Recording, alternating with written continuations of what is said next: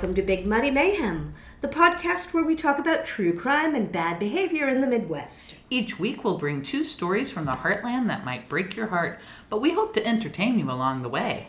I'm Tracey And I'm Janet O'Brien. Hello!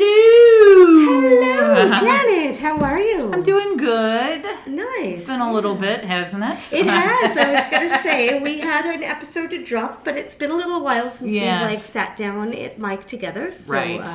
Hopefully we remember how to do this. I know, right? But it's end of summer and everybody is, I think, trying to squeeze the last little bit out. I went swimming today. Nice. And got a little bit of sun, and then also a rainstorm, and then some more sun. Right. Yeah, it kind of rained crazy for about 5 minutes today. My collie was not happy about that at all.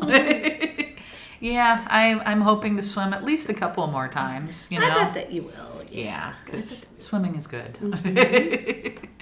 But we're here now, and we have stories. Ready to go with a couple of stories for you. Right, and you get to start first today? I do get to go first today. Awesome. So, Janet, a couple of episodes ago, I told you the story about a haunted amusement park in Indiana. Yes. Well, I was kind of looking at stuff about amusement parks, like researching that story. And I kind of fell down a rabbit hole. Of course. And it was actually more of a mouse hole. Okay. Did you know, we have Warner Brothers Six Flags. Right. You know, here. But did you know that Walt Disney was originally going to open his second park here in St. Louis? I did know that. I did know that. You know, I grew up here, but that blew my mind. After Disneyland, before there was a Disney World, Disney was going to open a park here in St. Louis. It was going to be called Riverfront Square. Wow. And that is my story this week. Whee! So, that's it. No, that's it. The end. No. So after Disneyland opened, and it was like a really resounding success, Disney wanted to open a second park. Right. And the thing is, they were so landlocked with Disneyland because California was already so built up. Right, absolutely. Right, that they couldn't really go anywhere. Right. So they were starting to look for other locations, and in 1963, St. Louis is key among them. Aha. There are a few reasons for this. The first is that Disney, at age 4, his family moved to Marceline, Missouri. Yes, he did. Which is like on the northern part of the state, kind of outside of Kansas City. He had his first animating jobs in Kansas City. Right. So here's a picture of young Disney. Yes. Oh, I love the Marceline. hat. I know. He's wearing a hat that is kind of almost like what Donald Duck will end up wearing. Absolutely. Right? Like that kind of captain's hat. Yep. So he gets animation jobs in Kansas City, and he's hired to make a short animated film for St. Louis's bicentennial. Ooh. So Disney was kind of a visionary. He grows up, he's enamored with river travel. Oh, yeah. The expansion of known horizons, gateway to the West. Right. You know, so this is kind of, he's growing up with stories of Lewis and Clark, Davy Crockett, Mark Twain, Daniel Boone. These are all heroes for him. It seems like right along the river, that's why he's going to do this film. This is the perfect place to kind of, build adventures. Right. And so as he's thinking of this new park, this is also, again, we're talking 1963 into St. Louis's bicentennial is going to be 1964. Oh, okay. So city leaders are super excited about this bicentennial. And think about what the U.S. bicentennial was like. So there's a lot of renovation downtown. They're pouring all of the money into making sure that St. Louis can put on her best face. Absolutely. For this. It also includes the removal of Hop Alley. Hop Alley? We're going to talk about that in another episode. Okay. All right, so the St. Louis Arch is being built at this time. Yeah. I think completed, I believe, in 1965, if I believe remember so, rightly. yeah. Yeah. And the Busch Stadium, not Sportsman Park, No. but the Old Busch Stadium. Yeah, the old big round one. Right, was being built then as well. Absolutely. And so there's all kinds of stuff happening in St. Louis, so it makes sense, to put a park here. Sure. The park is also, Disney's park is supposed to be right in between the arch and the stadium, in the heart of downtown. Wow. Disney is excited at being right near the highways. This is also the mid-60s. Mm-hmm. So, road travel. Exactly. Great American road trip. And, so that's what people are doing is like that more and more people are kind of getting out on the highway and going places. Right. White flight that is starting to happen at this time, means that land is pretty cheap in St. Louis. Yes. As people are fleeing the city and kind of like going further west. Now, there's something to consider about this park that wasn't the case in California. Number one, we're an older city, so there are some places you can move out in some directions, but there are some places that you just can't spread out. And what's different from Florida and California when you're thinking about Missouri? What's difference between? Well, first off, you're not south. We have this thing called, I don't know, winter. That is the other consideration. Bluebell, tell her what she's won. So Disney's solution for this is to maybe build up but not out. Oh. And he wants to build a 5-story facility with kind of like a zigzag pattern and different floors. And it's supposed to kind of mimic the Mississippi River and like the adventure of going down the river. Going to have caves on one side, a steamboat ride on the other side. 2 stories are going to be underground, and it's supposed to be kind of a melange of New Orleans and St. Louis. So it's nice. So it's an homage to the whole Mississippi River. Of course. But they're going to call it Riverfront Square, and it's going to be kind of half St. Louis, half New Orleans, which lots of similarities between those two cities. Very much. So for New Orleans, they're going to have a pre-Civil War area, and it's Lafitte. Jean Lafitte, the pirate, and so it was going to be a pirate ship walkthrough. This ride would eventually be reimagined and turned into what is now Pirates of the Caribbean. Oh, wow. And St. Louis, they were going to focus on the height of steamboat travel. They were going to have a haunted house that was based on some St. Louis haunted stories, maybe like the lamps and people that will eventually be episodes for us. Right.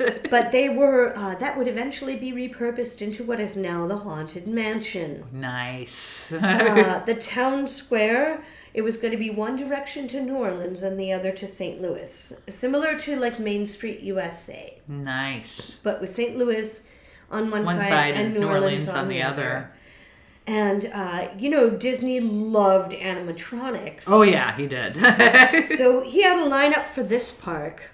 What was the lineup? I can't wait. Okay, so hold on. Let me I've got a photo for you. I mean, here's what Riverfront Square was supposed to look like. Oh, wow, yeah. And you can see there are blueprints still. Yeah, that looks a lot like the western area that they have in Disney World and Disneyland. Yeah. And he in both parks he has a New Orleans area because he loves New Orleans. I know, he really did. Well, I mean, it's a river town if you're and Disney really loved being like a small town boy. He was really proud of his, kind of beginnings and stuff. So for animatronics, once you give a man like that money, once he's got robot kind of money. Robot kind of money? That's right. I got animatronics kind of money, yo. So he's going to do Napoleon and Jefferson discussing the Louisiana Purchase. Oh my gosh. He seems to have been kind of interested in history, too. Oh, yeah, very much. And so he wants to do Lewis and Clark, of course. Of course. Charles Lindbergh. Oh, wow. Will Rogers. Wow. He also wanted to have a giant aviary with an animatronic of James Audubon that would be actually filled with birds, and I would nope out of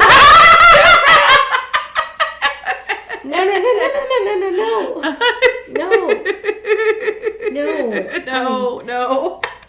Not a bird person. And then, like, you've got, like, a creepy, like, a speaking animatronic and a whole bunch of birds, and then you're in, and the doors are also electronic. And the power goes off. No. It's Tracey's literal nightmare. Oh, gosh. Scrub my brain. So, he also has planned rides for Davy Crockett and for Mike Fink. Do you know him?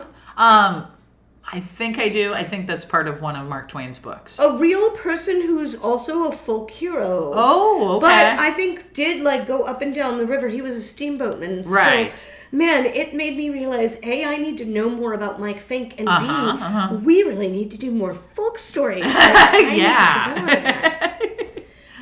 Disney also, he nixed the idea about a ride about the James brothers, Frank and Jesse. Yeah. He said it was too violent. He really didn't want to celebrate that. So he figured out what the Brady Bunch episode, that one Brady Bunch episode figured out. What's that? They did an episode on Jesse James. Really? And they were, I think it was the middle child, the middle boy. He really was into him, and then the male Jen. And then they eventually have this whole thing play out on like a train.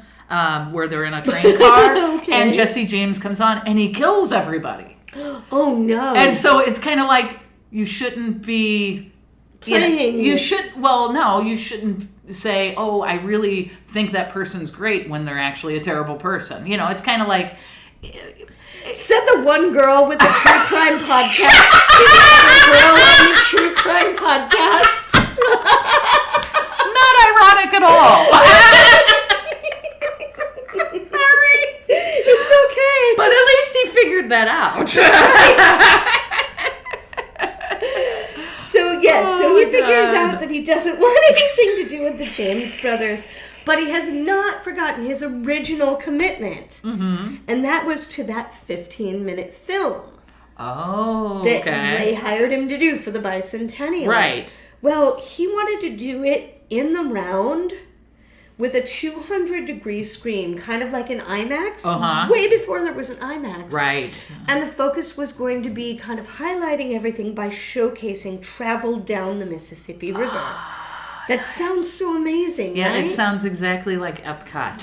Because there's, I think, Canada, and there's another country because that's what basically Epcot is. It's different countries. And they have a couple of those big round things where they have the films going. I have never been to a Disney park. My parents never really let me. No, I've never been to a Disney park, but I have seen like kind of videos and stuff, and I know that'll be a thing that needs to be fixed. Yeah. So Walt Disney meets with the mayor of St. Louis.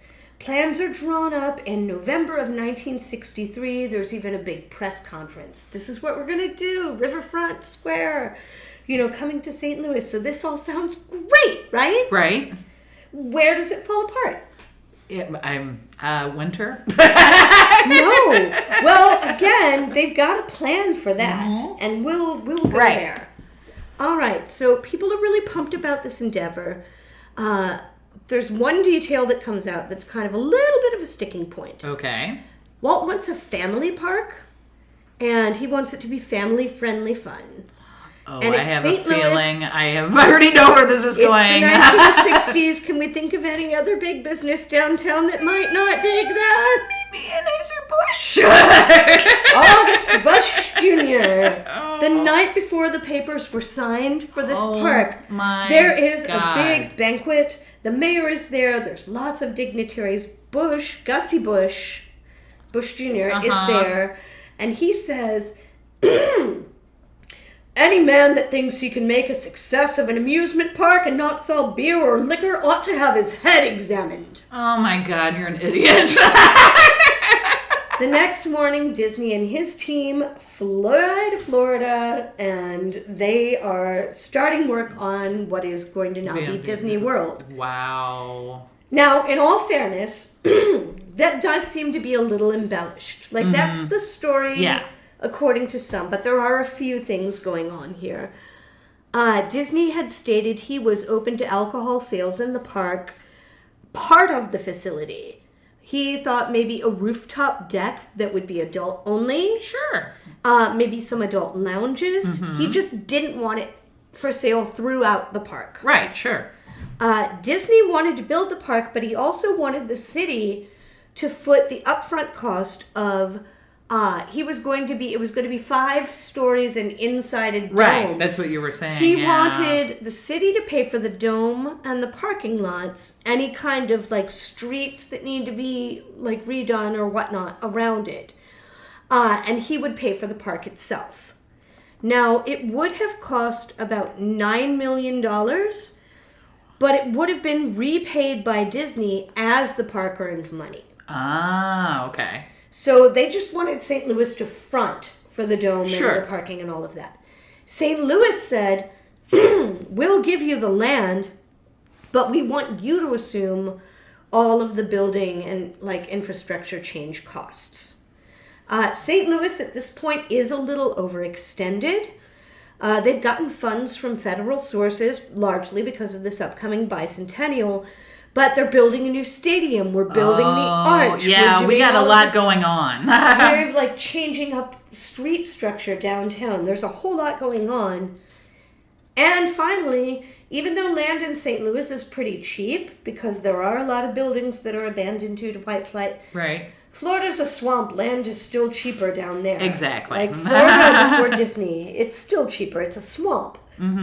So it's something to wonder, like, what this city would look like 60 years later if things had gone a little differently. Wow. The blueprints are available online. I showed you the pictures. We'll note them in our Facebook page. Right. And the originals of those blueprints sold for $27,000 in 2015. Wow. And they were bought by someone in California, but I don't really know who. Wow. My sources today: St. Louis on the Air, dubderdub.review.com, Wedway.com, Wikipedia, the State Historical Society of Missouri, WeirdDisney.com, and DisneyHistoryInstitute.com, which has a really big 12-part deep dive into all of this. If you like me didn't know anything about the story and you want a little more, then again, DisneyHistoryInstitute.com. That's crazy. And so that is the story about how we almost got a Disney park. Well, I mean, I can tell you why. So I've gone on and off watching a lot of Disney stuff. I've always been kind of a Disney fan. I don't think I'm as... Some people are really, really, really Some people are way into it. Yeah. Right, but I know that when Disneyland opened, they had issues with the concrete that they poured inside because it was still... women who were wearing heels, I remember their heels were getting stuck. They were at the very last minute before opening. Yeah, I do remember that. I'm pretty sure that's why he was like, you guys can do the streets. Completely. We didn't do so well the first time. And I guess part of the idea that he had for all of these layers and dome is, have you been to a Holiday Inn that's a holodome? Yes. He envisioned something like that, but just gigantic. Wow. Which sounds... If we had a Space Age Jetsons Disney theme park in downtown St. Louis, I would go. Right. I'd go. I don't like to leave, but I'd go.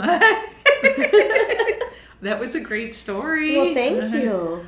Awesome. Do you have a story for me? No, I don't. Right. That's the end. Goodbye. I'm going to keep talking about Mike Fink then.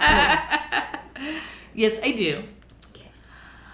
Okay, so I realize Now, we kind of played, I guess this is our cheat card. If the person happened to be in one of those states at any portion, I'm using it as, I'm like, you know what? Good enough. Doesn't have to all take place in the Midwest. No. So most of this doesn't, but she happened to end up somewhere else, so that's fine. Have you heard of Bertha Heyman? I have not. She is also known as Big Bertha. I was going to say, when you hear the name Bertha, you immediately think Big Bertha. Right. And I know that's the name of like an electric chair. Yeah, somewhere, well, it's the name of, I think, a certain bomb that they used in World War II. Okay. It was also named for, I think, one of those like big digging machines. Oh, right. Yeah. So there's a few different ones, but in the 1800s, it's a shame. Like, what if you're Bertha and you're just very, very small? I know. So actually, my great grandmother, Granny, her name was Bertha. Right, and she was like, so she was tiny Bertha? I guess, I don't know. So anyway, in the 1800s, Big Bertha, when you heard the word Big Bertha, it was referring to this woman, also known as the Confidence Queen.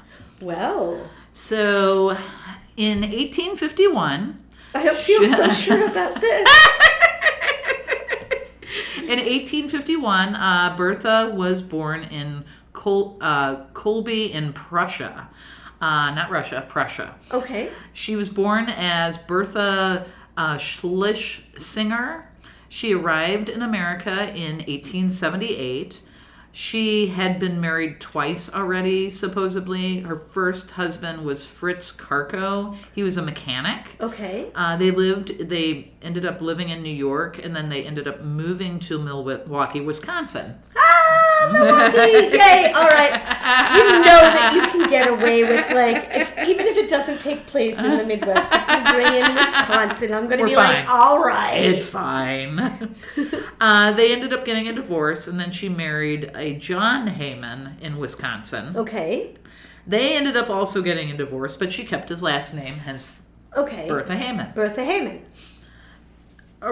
Now, she did not murder anyone, but she was a very, very smart con artist.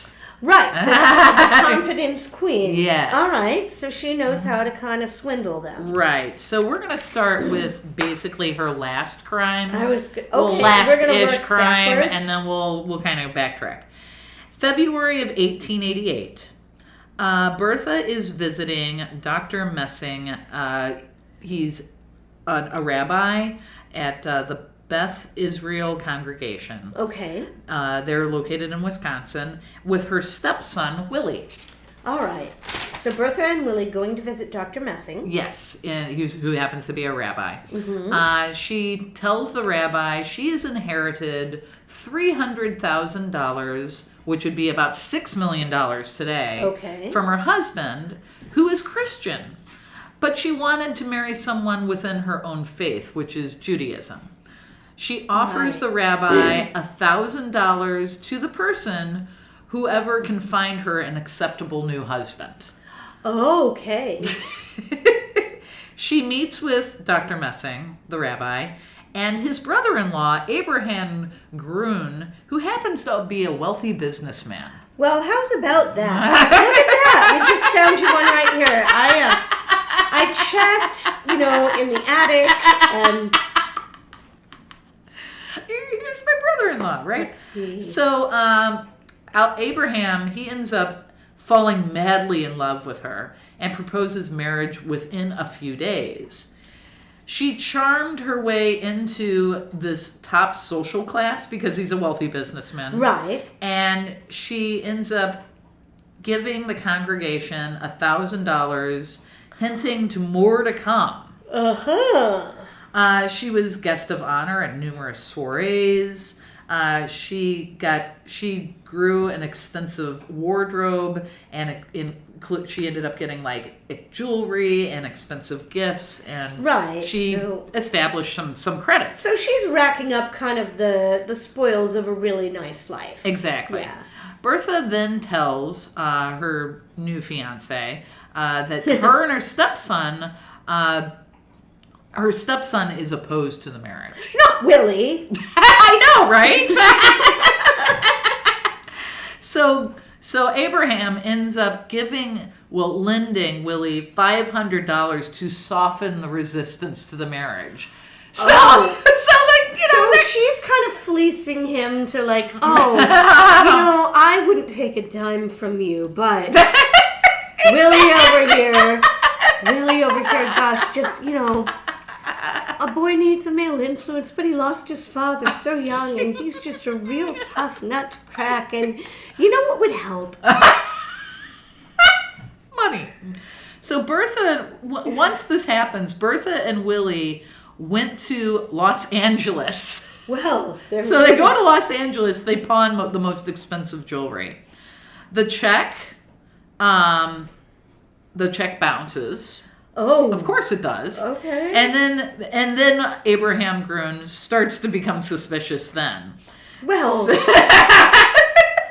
Welcome aboard. I'm sorry. Welcome to the party. I'm sorry all the dip is cold and the beer is warm, but we're glad that you got here.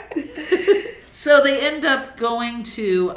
He contacts basically a captain of detectives in San Francisco because they're in California by the name of Isaiah Lees. Okay. When Abraham said he tells the description to this detective, he immediately pulls out a book, and it's called The Professional Criminals of America. Wow. He flips open the page, and he says, now remember, he fell madly in love with this lady. He goes, oh my gosh. Is that her? Wow. Describe her. She is, she looks kind of sleepy and kind of stunned. She has got kind of hair pulled back in a bun that is like very scraggly with a whole lot, you ever you've got your hair pulled up and then you lay down and you fall asleep? Yes. And then you wake up and yeah, it looks like that. It looks a little like that. Although you can tell that she's probably done well for herself. What year was this roughly? This is, looks like, this picture is probably from 1886. Right. Well, she's got a very fancy beaded collar on the jacket that she's wearing that looks like... That's more like a That's drawing. more of a drawing. Right. Yeah, I was going to say... She's got kind of a broad face, and then like I said, what I notice is that in each of those pictures... Her eyes look very hooded and kind of sleepy and Right. She was, okay, so her hair is scraggly and her eyes are hooded. And what was happening is this woman, she went out, it's Taco Tuesday. She had 3 margaritas and a big old plate of enchiladas, and she came home and she fell asleep. And then 2 hours later, somebody went over and shook her on the shoulder and said, "Wake up!" And when she opened her eyes, they took that picture. I'm pretty sure this is after she was arrested. So anyway, he flips he's like, photograph number 122, and he shows, he's like, is this the woman? And it was a book written by Thomas F. Burns, New York City Chief of Detectives. And the book was called Professional Criminals of America. And now I feel like there's a book we need to buy. Professional Criminals of America? Yeah. I mean... From the 1800s, yes. Absolutely. In the name of research. The description read, Bertha Heyman, alias Big Bertha, Confidence Queen. The book was written in 1886, detailing her many swindles. When that book was published, she was incarcerated at the time and was going to be released in 1887. So by the time she's trying to swindle this new businessman, it's 1888. So she's already out of jail. She had a reputation of being one of the smartest, most confident women in America. Hence the confidence. Yes. She possessed a wonderful knowledge of human nature and can deceive those who consider themselves particularly shrewd in business matters. So, businessmen were her target. Okay. Because she was really, really smart. Bertha was described in one paper as being 40 years of age, decidedly ugly and weighing 250 pounds. I was going to say, that's a hard 40 if she's only 40 in that picture. But, right. Although, I mean, she's living a hard life, too. Exactly. The newspapers were unkind to her because of her weight. She was larger, you can tell. Right. So, there's that. The warrant was issued for her arrest.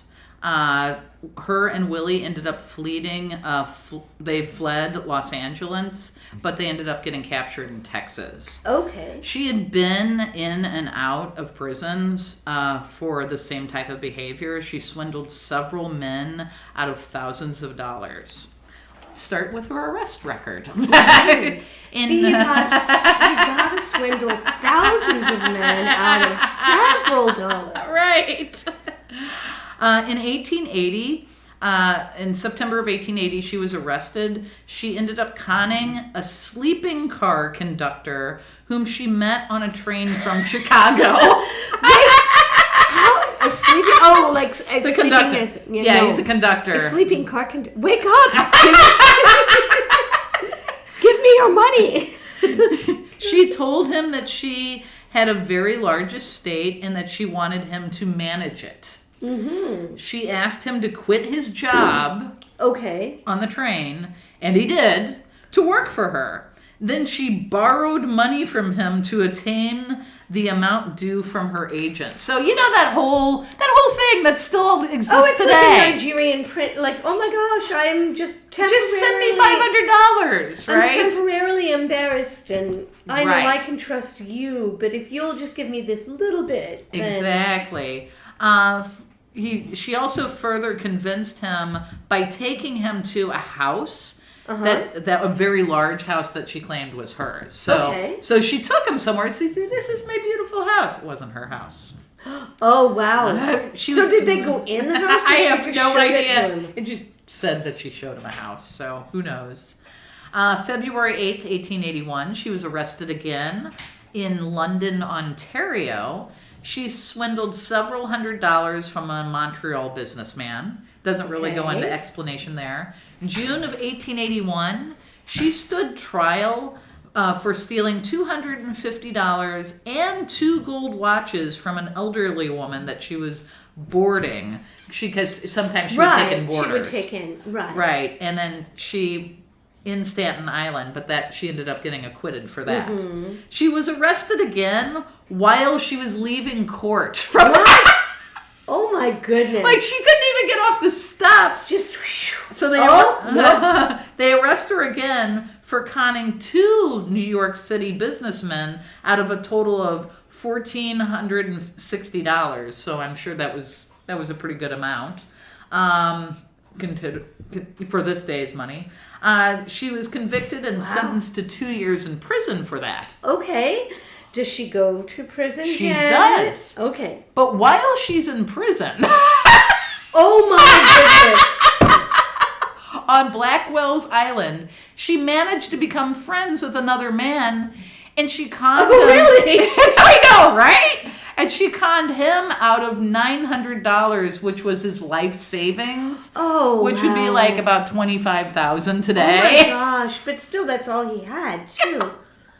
And then I don't know if she was in and out of jail at this time, but she ended up trying to scam her attorney at one point, claiming that of course she would. Claiming that she was worth $20 million. Now he's her attorney. He's been doing all of these other cases. Yeah. He has to know. I don't know. Girly Pop is not worth $22 million. She defrauded a Wall Street broker and had convinced them that she was worth $8 million with forged securities. Okay. She was convicted in August of 1883 for 5 years in prison. Mm-hmm. At one point, I guess because she was so smart, like people would interview her. Right. The New York Times interviewed her in 1883. She said she was only interested in getting the money and claimed she gave it to the poor. Right. It's me. I'm the poor. Yeah. Here's a quote from her from the New York Times. The moment I discover a man's a fool, I let him drop. But I delight in getting into the confidence and pockets of men who think they can't be skinned. It ministers to my intellectual pride. Now, in her defense, she's going for people who think she's they know going it. for people that have money, but the thing is, she is also going for people that are really interested in her because they think she has money. Exactly. So, it's like this too. Right. So, I mean, yes. Is she scamming them? Is she... Absolutely. Is she fleecing these guys? Absolutely. But is she fleecing them because they were trying to fleece her first? Right. If that's the case, then get your bag. Go ahead. So crazy. Okay, I had to bring up a thing. Okay, here we go. All right. So... Tell me more. Once she is arrested, so like I said, she scammed the rabbi's brother-in-law, ends up going to LA, they get a warrant out, so her and Willie end up fleeing to Texas, but she is arrested in Texas. Now, I did not look this up. Impresiaro, I assume, is somebody who does acting, but his name is Ned Foster. And Ned Foster sees an opportunity with Bertha. Okay. He's like, I could see her in theater because a lot of people, she's so confident. Oh. And if you want to appeal to a woman's vanity, especially as she's getting older, this is a good way to do it. So he bailed her out of jail. And then he booked her into the Woodward's Garden. I don't know where that is, where 18,000 people came to see her. And she painted herself as a victim in a poem she wrote called The Confidence Queen. Oh, no. Would you like to hear the poem? It's not very long. All right, everyone. This is our very first Big Muddy Poetry reading. Right. Can we clink? Okay. Clinking. Just water glasses. Just water. Okay. So when vain grasping men paint... Whoops. Let me start over. So when vain grasping men pant for glittering gold and find their bonanza in me, is it wicked to show up how badly they are sold and the rogues that men can sometimes be? Ooh, so just like you said. I'm back on her side. All right. Right. Like I said, I'm here for her. She's doing the wrong things for the right reasons. Exactly. So he bails her out of jail. 18,000 people come to see her. She reads this poem. She would eventually be acquitted from the charge that happened from getting from the rabbi's brother-in-law. She ends up continuing a career with her agent, basically booking. She had a booking at the Bella Union, which is a music hall in San Francisco. She is not talented, but that did not stop her popularity. Sure. They ended up using her. They put her in scenes to where, they were making fun of fat people. They were making fun of things like that. But she would still make money from this. So it was just why not? I've told you about Crappy Lake, where they took two of the Real Housewives and send them to a small town in southern Missouri, and they're like, we're going to raise money for the town.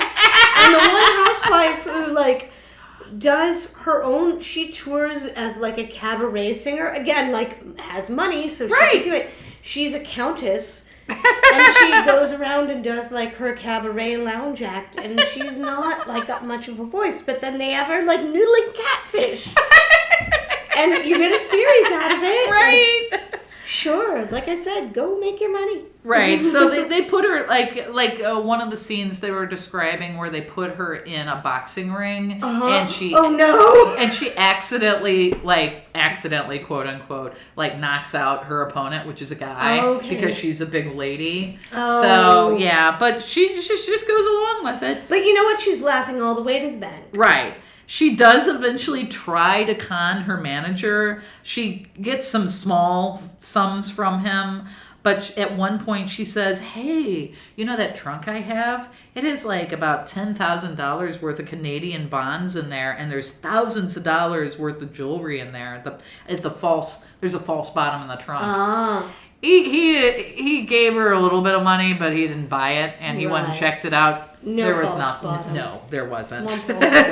So they don't really tell us what happened at the end with her, but really, so we don't know I think she just, because she was so smart, she just could get out of things all the time. And she managed, though it sounds like probably, I would bet that she had enough, like, figured out and socked away that she could just, when she decided it was time to go do something else, go be someone else. Or she swindled way under the radar and stopped being so flashy about it. You know, that's probably what I assume. Too. You know, as long as you're not flashy about it, it's like okay. Oh my gosh! So that is my story. That is. We both had a story where nobody died. This has been the happiest Big Muddy that we have had what to do in a very long time. But I think, unfortunately, no one has died yet. No. But I'm about ready to take Janet out back and show her my animatronic rabbi. And then we'll be back, maybe, with What's Nice. We'll be back with What's Nice. You think. Hey Muddy Buddies, Tracey here. First of all, just wanted to let you know that the number one thing that we would ask you, please, to continue doing, or to do if you haven't already, is to give us a nice review and a nice rating. I know it seems like such a small thing. It really only does take about a half a minute, whatever platform you're listening on. But those 5-star ratings, those nice reviews, any kind of word, I mean, just a word or two, that helps move us up in the rankings, and so that will help us reach new listeners. Will also probably help us with reaching potential advertisers. Also, believe it or not, Janet and I are rounding the corner and coming up on 1 year of getting muddy with you. Woo-hoo! So listen in the weeks to come, because we are going to do something special for our 1 year anniversary, it'll be, I think, 50 episodes. It'll be almost 50 at that point. It'll be about 50 episodes when we turn 1 year old, and we are definitely going to share the celebration with our Muddy Buddies. But again, please, please, please rate and review. Even if you don't write a review, just drop it and give us a 5-star rating. The more that we have of those, the more people that we're going to reach, and the more new listeners. And so thank you very much. We love you. Thank you for getting muddy with us. And we're going to get back with What's Nice.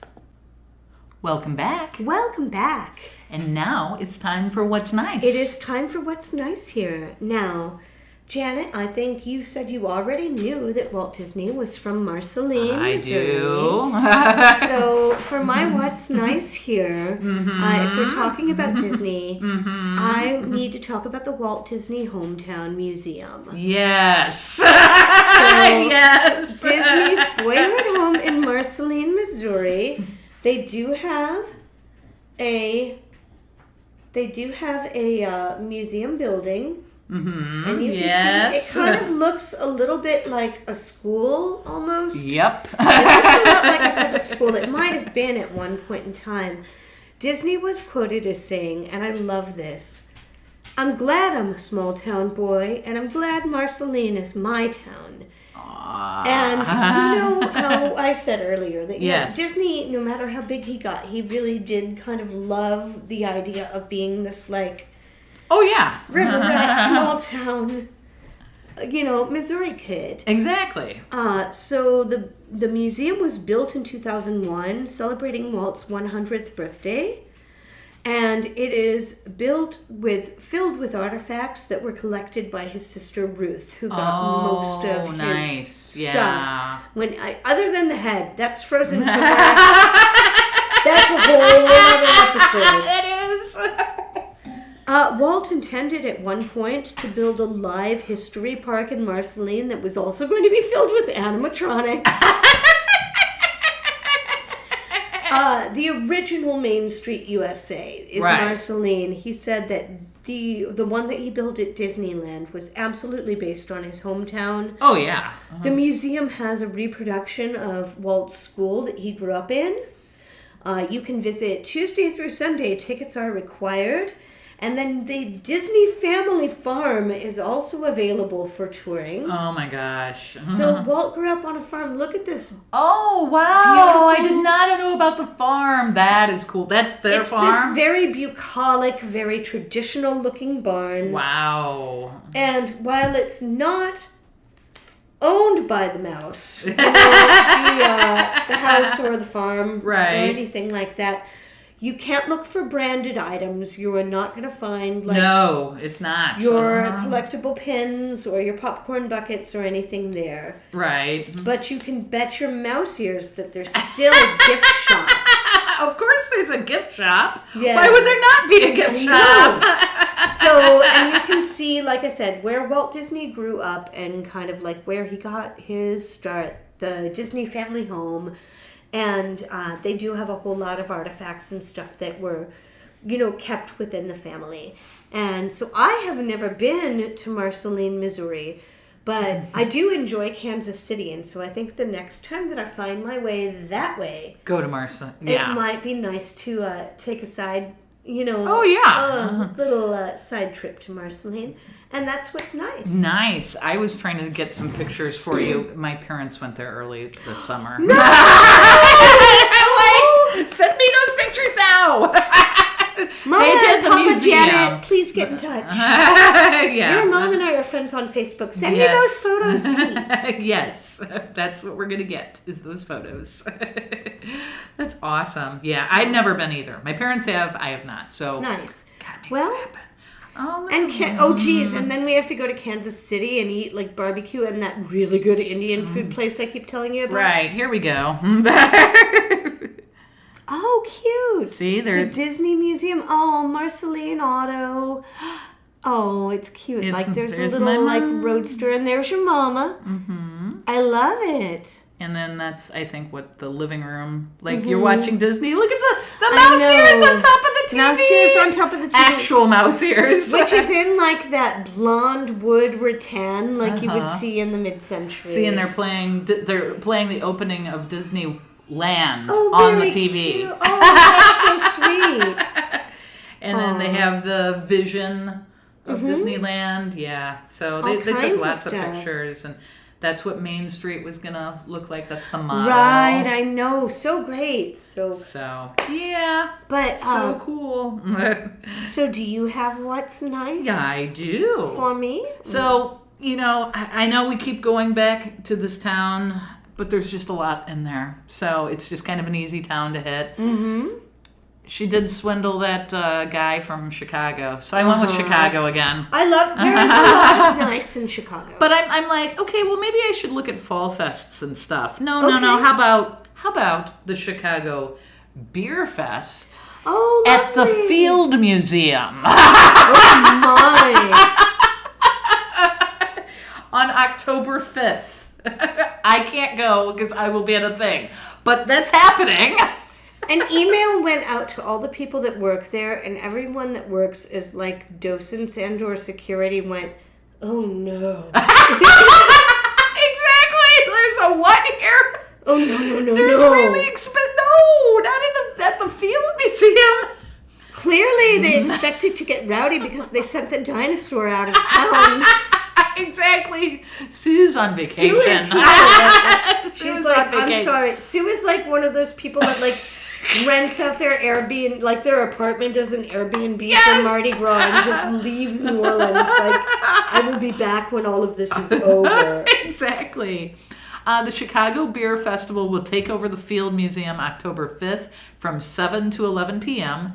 The event will feature over 65 breweries sampling their fall seasonal beers, with attendees having access to a select number of museum exhibits open to the attendees. I.e. the ones that aren't breakable or the ones that are heavily insured. Early admission is $70. General admission is $55. Each admission will include early entry at 7 p.m., specialty beers poured during the first hour to attendees. So, just 1 hour. Okay, I can't see anything hectic happening there. Unless it's that everybody comes in and tries to, like, I've paid my $55, give me as much beer as I can. Yeah, that includes beer samplings and food sold separately. Tickets will not be sold at the door. Okay. So general admission is from 8 to 11, and then the early admission is from 7 to 11. So that is going to be, and then it has a list of some of the breweries down here on the website. We're going to read them all. The website is chicagobeerfestival.com, okay. So that's pretty easy to look at. But yeah, it looks very interesting. There is a lot of them listed here. Like a lot. Like Second Shift I've heard of. A lot of these I have not heard of. But anyway, so yeah. So that is what is nice in Chicago. That does sound nice. Coming into fall does make you kind of, be excited for the idea of like a beer festival. Right, yeah, exactly. Looking forward to, we've been doing stuff outside, but I'm looking forward to kind of fall outside things.